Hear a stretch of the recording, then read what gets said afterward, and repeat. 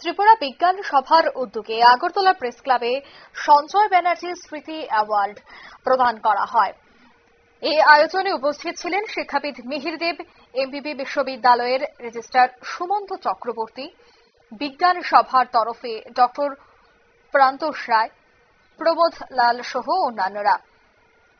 এদিনের এই অনুষ্ঠান থেকে দেখা গেছে যে যারাই জাতীয় শিশু বিজ্ঞান কংগ্রেসে অংশগ্রহণ করেছিল সেই ছাত্রছাত্রীদের অ্যাওয়ার্ড দেওয়া হয়েছে, যারা 2024 এবং 25 মাধ্যমিক এবং উচ্চ মাধ্যমিক পরীক্ষায় পাশ করেছে।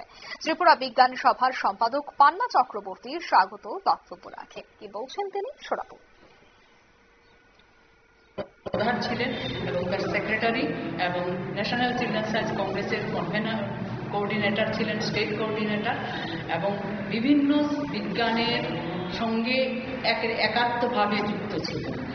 ওনার চেষ্টায় কুসংস্কার মুক্ত ত্রিপুরা এবং বিভিন্ন ঝাড়ফুঁক করা এগুলি থেকে উনি সবাইকে বিরত থাকতে বলতেন।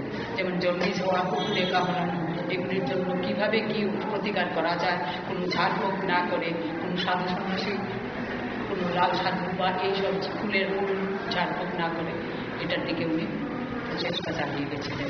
ওনার একনিষ্ঠ ওনার জীবন এটা ভাবা যায় না। উনি নিজের জন্য 5-6 ঘন্টাও কাটাতেন না, 24 ঘন্টার মধ্যে উনি রাজ্যের সবার জন্য এটা করে যেতেন। ওনার কর্মই ছিল ওনার জীবন।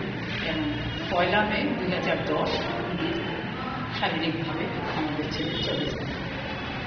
সঞ্জয় ব্যানার্জি স্মৃতি অ্যাওয়ার্ড প্রদান অনুষ্ঠানের আজ আয়োজন করা হয়েছে। সম্মাননা জ্ঞাপন করা হয়েছে প্রত্যেক ছাত্রছাত্রীদের। প্রত্যেকের মধ্যে ছিল উৎসাহ। নিয়ে নিচ্ছে ছোট্ট একটি বিজ্ঞাপন বিরতি। সাথে থাকুন।